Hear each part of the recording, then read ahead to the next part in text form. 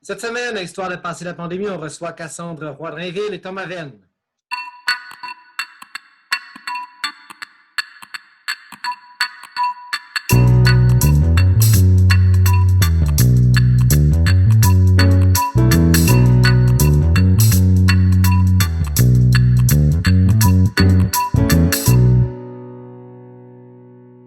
Bonjour, chers auditeurs, bonjour, chères auditrices. Mon nom est David Girard. Bienvenue dans cette nouvelle émission.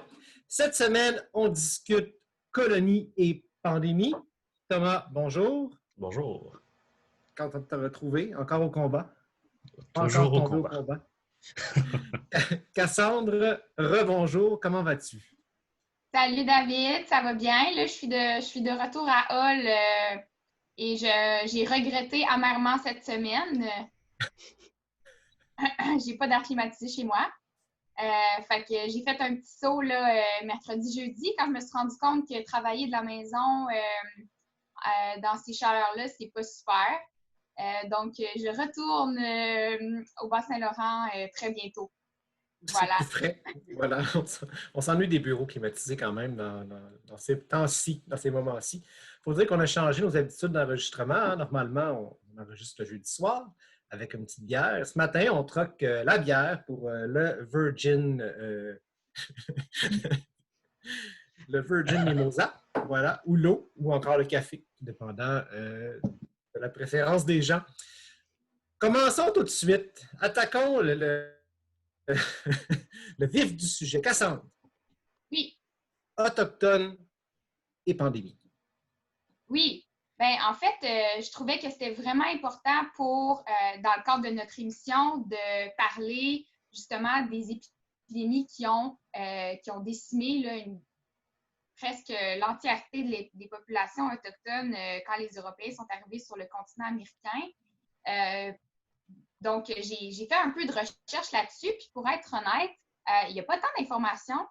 Donc, je vais essayer de brosser un portrait assez général aujourd'hui de ce qui s'est passé, en gardant en tête là, que c'est pas mon sujet de prédilection, mais je pense que c'est un sujet dont on doit parler justement dans le contexte actuel. Tout à fait. Sujet très intéressant aussi. Tu commences au 16e siècle avec l'arrivée des Européens en Amérique qui va entraîner de nombreuses épidémies chez les peuples autochtones. Pourquoi? Oui, ben en fait, la raison est claire, là, puis est simple. Les Européens au 16e siècle arrivent avec des maladies qui sont inconnues sur le continent américain, comme la variole, le typhus, le choléra ou la grippe. Donc, les Autochtones n'ont pas d'anticorps pour combattre ces maladies-là et vont donc mourir en très, très grand nombre et très rapidement. Même un simple rhume pouvait causer la mort des Autochtones à l'époque. Donc, il y a certains chercheurs là, qui estiment que ces maladies ont pu conduire à décimer près de 93 des populations autochtones à travers le continent américain. Par contre, c'est vraiment difficile d'estimer le pourcentage parce qu'on ne sait pas encore très bien initialement, quand les Européens sont arrivés, il y avait combien d'Autochtones. Il y a une fourchette là, entre 350 000 à 500 000 Autochtones selon les chercheurs. Il y en a même qui estiment qu'il y avait environ 2 millions d'Autochtones. Mais encore une fois, c'est ça. Donc, on est vraiment pas certain. Donc, c'est ça qui rend un peu difficile d'estimer la population qui a été décimée. Mais bon, certains chercheurs là, vont jusqu'à parler de 93 Et il ne faut pas oublier aussi les autres facteurs. Là. Il y a des facteurs comme la guerre entre les peuples et entre les nouvelles colonies européennes qui ont pu aussi influencer là, ces chiffres-là. Est-ce qu'on sait s'il y avait une maladie plus que d'autres qui faisait des ravages? Oui, ben, on pense que c'est la variole qui aurait été la pire.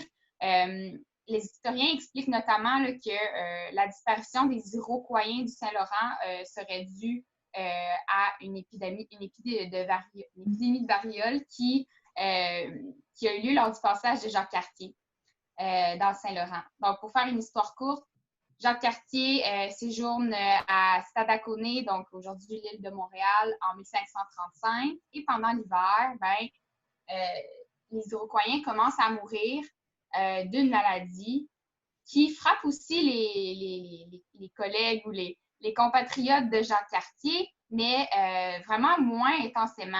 Et donc, les Iroquois meurent en grand nombre. Et aujourd'hui, les historiens s'avancent pour dire que c'était la variole. Et qu'est-ce qui se produit en fait après ça? Ben, Jacques Cartier retourne chez lui et lorsque Samuel de Champlain va revenir au début des années 1600, ben, il n'y a plus personne.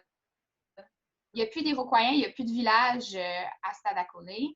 Donc, il y a plusieurs hypothèses pour expliquer la disparition de ce peuple-là, notamment la variole. Il y aurait aussi, par contre, d'autres hypothèses comme un refroidissement climatique. Donc, au 16e siècle, il y avait un refroidissement climatique dont plusieurs peuples descendaient vers le bas pour les récoltes, vers le sud.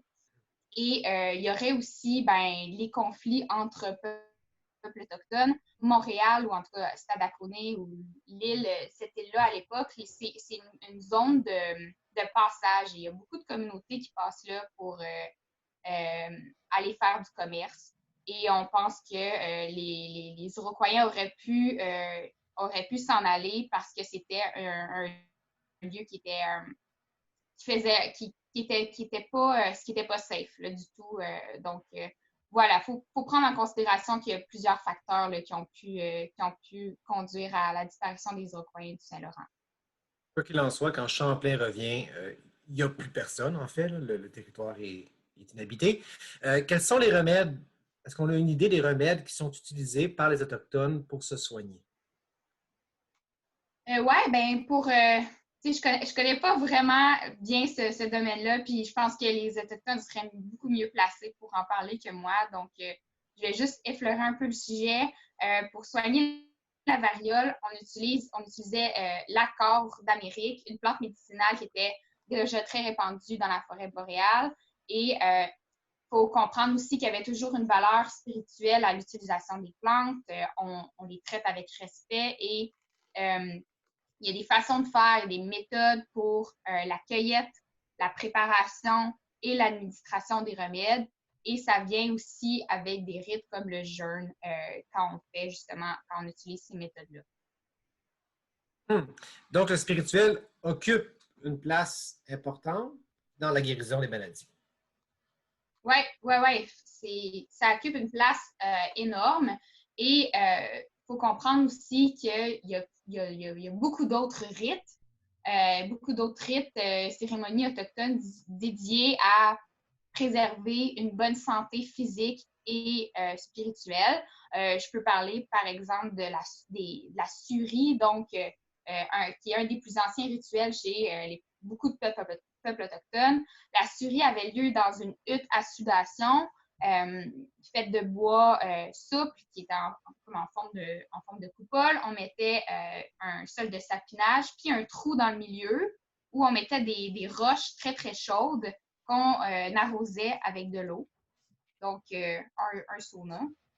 Et en fait, la surie avait plusieurs fonctions.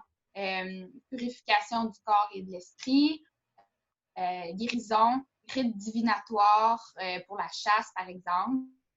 Et ça ouvrait la voie aussi là, au monde des esprits. Donc, c'est un rite qui était très important et qui rejoignait là, diverses facettes de la vie des Autochtones. Et aujourd'hui, même si à l'époque, la sudation a été proscrite par l'Église, aujourd'hui, on comprend à quel point c'est une pratique qui est bénéfique pour la santé, puis les Autochtones avaient très bien compris. On sait que ça stimule la circulation sanguine, ça détend les muscles, ça booste nos défenses immunitaires, c'est un anti-stress. Donc, on comprend aujourd'hui pourquoi ça pouvait être un rite si important pour les peuples autochtones. Les Autochtones avaient compris des choses que la médecine d'aujourd'hui maintenant applique. Thomas, tu avais une question, une intervention? Oui, mais en fait, ça avait tout rapport avec ton deuxième point sur justement la circulation des maladies. Je me demandais si on est capable de savoir si les maladies amenées par les Espagnols en Amérique du Sud ont eu un impact sur les Autochtones d'Amérique du Nord. Si à travers des routes commerciales ou autres, ces maladies-là ont été transportées en Amérique du Nord avant que les Anglais ou les Français les amènent. C'est une super bonne question, puis malheureusement, je connais zéro le transport des maladies ou juste les routes là, de passage dans ce qui est aujourd'hui les États-Unis. Là. Mais je te dirais qu'il y a de fortes chances que ça soit arrivé parce que beaucoup de peuples, surtout là, comme sur la côte ouest, avaient des routes de commerce.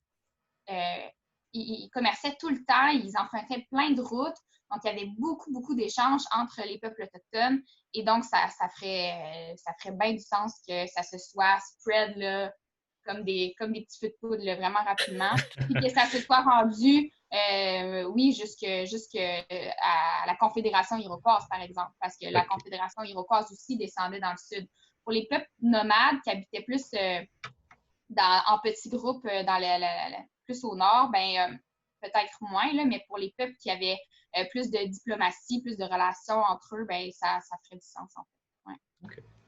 Parce que je me dis, le Mississippi, c'est une route commerciale depuis tout le temps, je suppose, puis ça va très, très loin dans le territoire nord-américain, puis ça l'ouvre sur le golfe du Mexique, donc...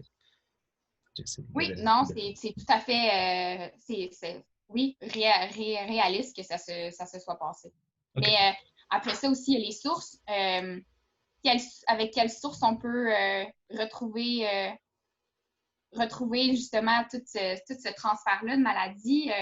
Déjà, à l'époque, les maladies sont difficilement explicables. On a des symptômes, mais on ne sait pas trop c'est quoi. Les Autochtones meurent, mais ils ne comprennent pas vraiment. Des fois, ils pensent que c'est relié avec plus le côté spirituel, que c'est les démons ou peu importe. Mais ouais, les sources rendent ces découvertes-là plus difficiles aussi. Oui, je suppose que ça serait beaucoup plus à travers la mémoire, par exemple, d'une première pandémie. Peut-être qu'ils vont faire référence au fait qu'ils ont déjà vécu de quoi de similaire dans le passé à travers la mémoire. Oui, grâce à l'histoire orale de certains peuples, ça serait une des bonnes sources pour retourner. Mais même là, si justement de savoir exactement c'était quelle maladie, ça demeure plus compliqué. Que l'histoire orale prend une très grande place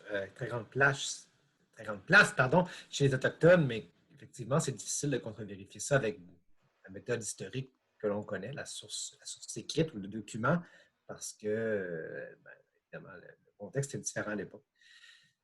Cassandre, merci. Ça fait plaisir. C'est super intéressant. On prend une petite pause et on vous revient très rapidement dans Histoire de passer la pandémie.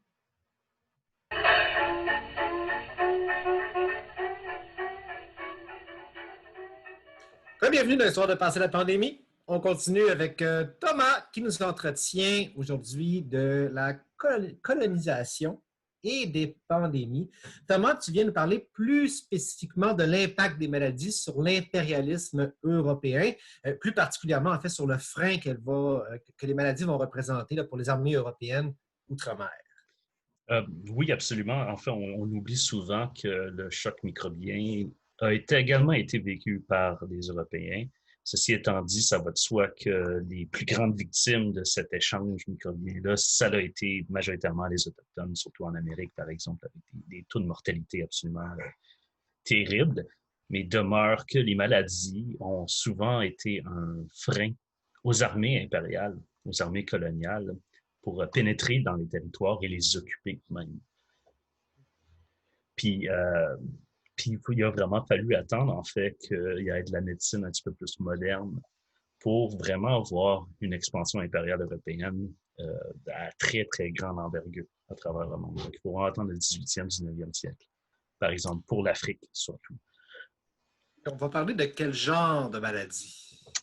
C'est vraiment d'absolument tous les genres de maladies. Les maladies qui viennent d'Europe, que les Européens amènent avec eux, dont la variole, ça va de soi. Mais il y a également des maladies tropicales comme le paludisme, qui est la malaria, la fièvre jaune, qui a fait des ravages dans beaucoup d'armées, beaucoup d'expéditions militaires ou pas. Mais les maladies européennes, par exemple, ce qui va arriver, c'est vraiment parce que les expéditions militaires de ce genre-là sont vraiment mal financées, sont mal équipées, ils se garochent dans les territoires qu'ils ne connaissent pas. et ils vont eux-mêmes, ils vont juste tout simplement mourir de maladie parce que les choses vont pas bien, puis on se fout complètement d'eux autres et de ces expéditions. Et tu Ben, nous as dit lui, que c'est mal... Oui, Cassandre, excuse-moi. non, mais regarde, j'ai perdu le contrôle, là.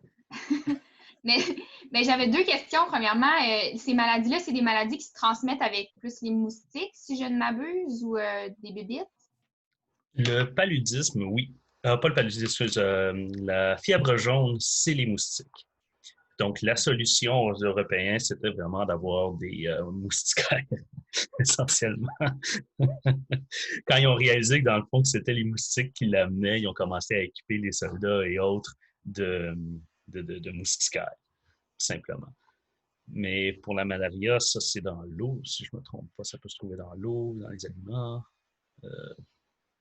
OK. Je ne Puis, donc, m'aventure pas. aussi, il y a un problème de. Tu dis que ils prenaient pas assez soin de leur colonie, puis c'était sous-financé, fait que ils mouraient plus de malnutrition, mauvaise hygiène, tu sais, comme tout entassé ensemble, puis des trucs comme ça.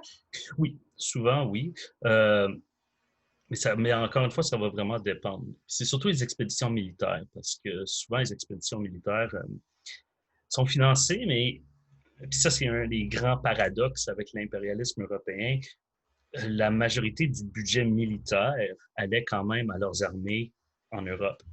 Donc, les expéditions militaires qui envoyaient à l'outre-mer, c'était une infime partie de leur budget. Si ça marchait, tant mieux. Si ça marchait pas, pas grave.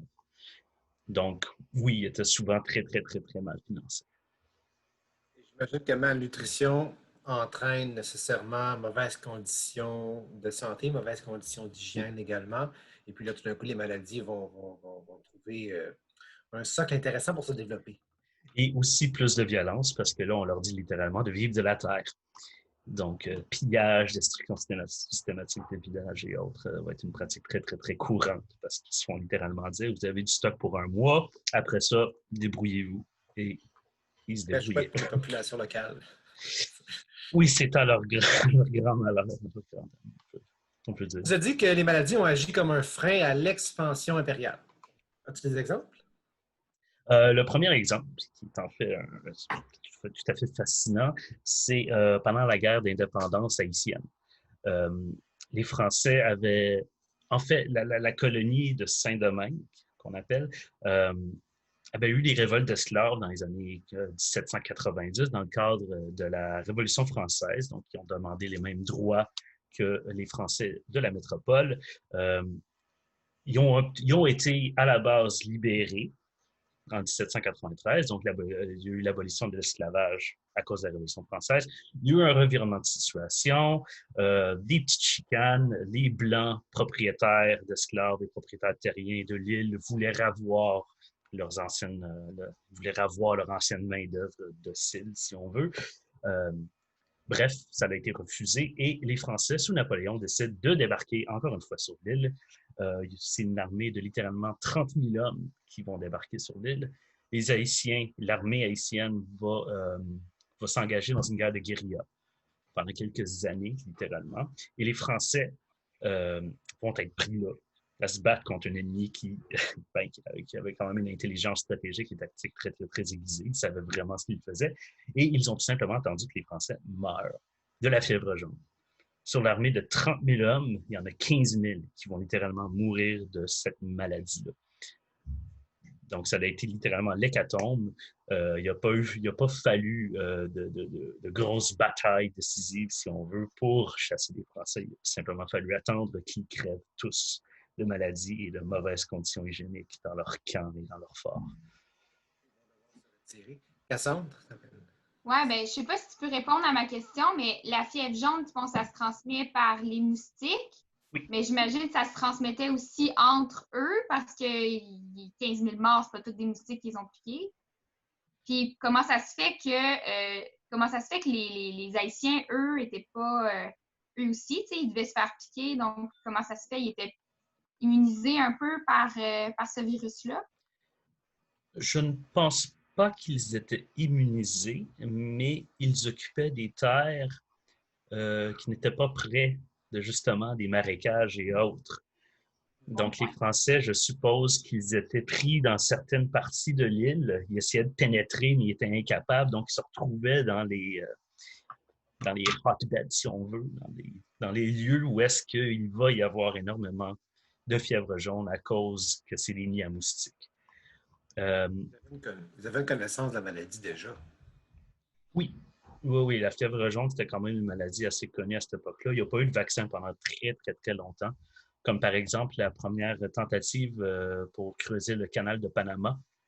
C'était les Français, puis la moitié de l'expédition, qui était majoritairement des travailleurs noirs et autochtones, sont morts aussi de la fièvre jaune. Ça a été un flop total pendant 7 ans. Je pense qu'ils ont essayé, ça a pris 7 ans avant qu'ils abandonnent cette première tentative-là. Mais encore une fois, un autre frein à, on pourrait dire, l'impérialisme européen.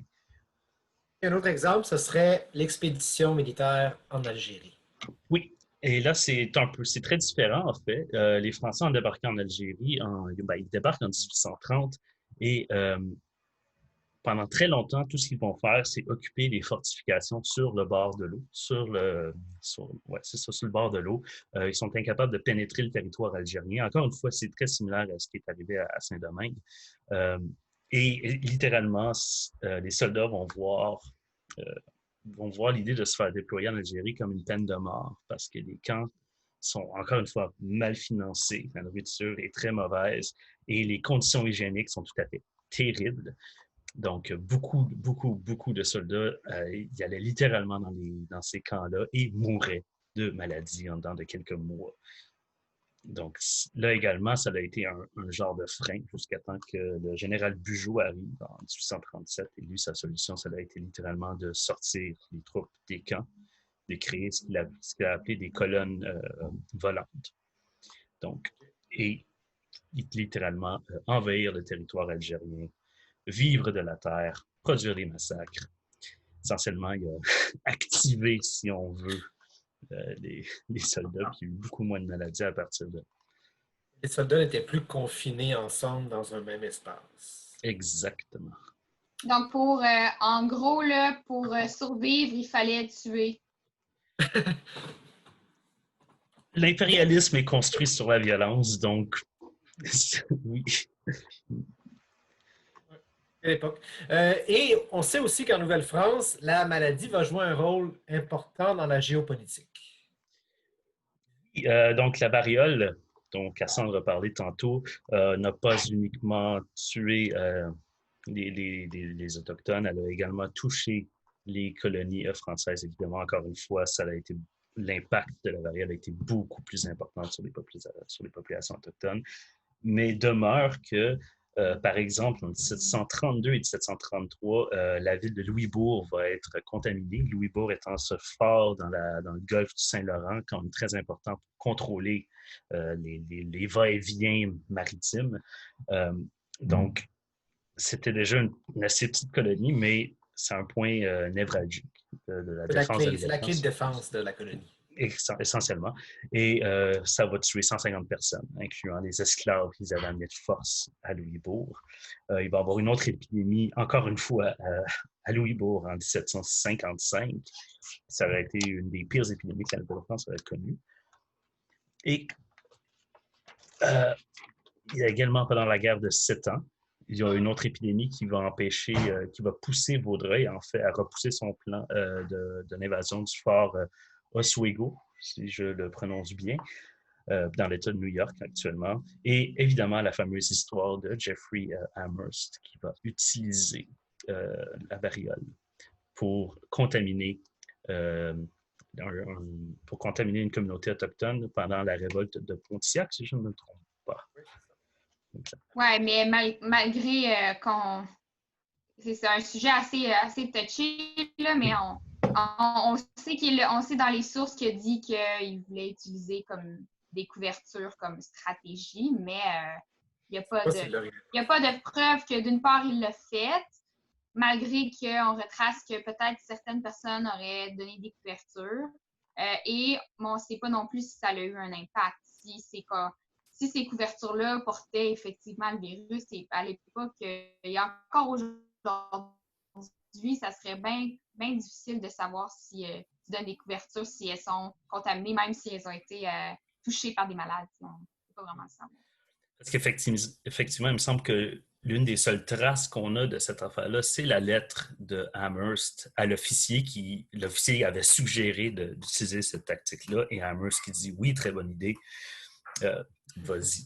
Ça aussi, il faut relativiser aussi dans le sens que la guerre bactériologique, comme ça fait très longtemps qu'on s'en sert. Les Mongols avaient tendance à catapulter des corps qui avaient la peste à l'intérieur des fortifications pour que cette fortification-là pogne la maladie essentiellement. Donc, ces genres de guerre bactériologique-là, ça date de très, très, très longtemps. On se souvient aussi avec Guillaume, on avait vu que la technique de la guerre bactériologique avait été appliquée chez les Hittites, il me semble, de mémoire. Il faudrait revoir l'épisode 6 de notre balado, mais avec des cochons. La mémoire est un muscle qui oublie. Cela dit, comment les armées européennes vont-elles surpasser ces obstacles? Une des premières manières de surpasser ces obstacles, c'était bien évidemment les vaccins. Donc, quand la quinine va être développée dans les années 1860-1870, c'est vraiment à ce moment-là que les Européens réussissent à pénétrer le territoire africain, l'arrière-pays africain. Avant ça, ils restaient sur la côte, majoritairement. Ils ne voulaient pas aller plus loin.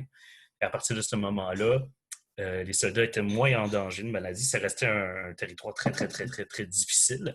Surtout que les Européens avaient l'idée qu'ils pouvaient venir dans leurs gros uniformes militaires et survivre à des conditions météorologiques très, très étouffantes, là, des 40-50 degrés.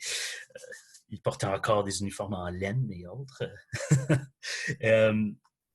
Et donc, les vaccins et surtout, et ça, c'est en fait, c'est quelque chose qu'on oublie souvent dans l'impérialisme européen, les alliés autochtones, les alliés, les auxiliaires locaux et les troupes coloniales. Donc, ça va être surtout ces individus-là qui vont faire, sous les ordres, évidemment, des Français, des Anglais, des Allemands, peu importe, qui vont faire ces conquêtes coloniales-là. Et sans ces troupes-là, sans cette collaboration des Alliés, on n'aurait probablement jamais vu, en fait, une véritable expansion. C'est exactement la même affaire que Cortés, par exemple. La petite gang à Cortés de 300 soldats n'aurait pu jamais occuper le Mexique s'il n'y avait pas eu l'aide des populations autochtones qui avaient une dent, disons, contre les Aztèques, parce que les Aztèques avaient mené une guerre très, très, très brutale envers ces populations-là. Donc, eux autres, quand ils ont vu les Espagnols arriver, ils ont trouvé un allié très utile pour détruire l'Empire aztèque qui les avait menacés pendant très, très, très longtemps. Et si je peux me permettre aussi, c'est la même chose pour les Français en Nouvelle-France. Il y avait eux aussi, c'était extrêmement difficile passer les hivers et pas mourir de la tuberculose. Donc, avoir des peuples autochtones qui sont là pour les aider, leur donner des remèdes, des conseils pour qu'ils s'adaptent. Et puis après ça, quand il y a des conflits armés, les Autochtones étaient des alliés. Sans eux, en fait, les Anglais nous auraient conquis bien avant. Bien sûr. Puis aussi, juste pour connaître les routes, tout simplement. Savoir où naviguer et autres. La majorité des routes. L'histoire aurait été complètement différente. Et les Anglais aussi, quand ils ont construit leur empire et conquis l'entièreté du monde, en fait, ils se fiaient sur un réseau local à chaque endroit pour maintenir leur pouvoir. Sinon, ils n'auraient jamais pu contrôler... Absolument. Pas encore la pénètre, je pense. Oui. Par exemple, l'armée indienne sous le régime britannique, c'était jusqu'à 3 millions de soldats. Avait atteint 3 millions pendant la Première Guerre mondiale, justement. Ils en avaient recruté davantage. Fait que c'était une énorme armée coloniale qu'ils avaient construite et qu'ils utilisaient partout dans l'Empire pour le maintien de l'ordre et autres. Petite armée. Thomas, merci. Très intéressant. Voilà! Il n'y a pas d'autre chroniqueur aujourd'hui. C'est ce qui clôt l'épisode de cette semaine sur la colonisation et les pandémies. Je pense que c'était ça le sujet. Hein? Cassandre Poidrinville, Thomas Venn, merci à vous deux. Et chers auditeurs, chères auditrices, on vous invite à cliquer j'aime sur notre page Facebook et à mettre également un gros pouce vers le haut sur la page YouTube. Comme je le dis à chaque semaine, ça nous encourage. Si on a moins que 300 pouces vers le haut, on arrête. Donc, voilà. David Girard à l'animation pour Histoire de passer la pandémie. On vous retrouve la semaine prochaine.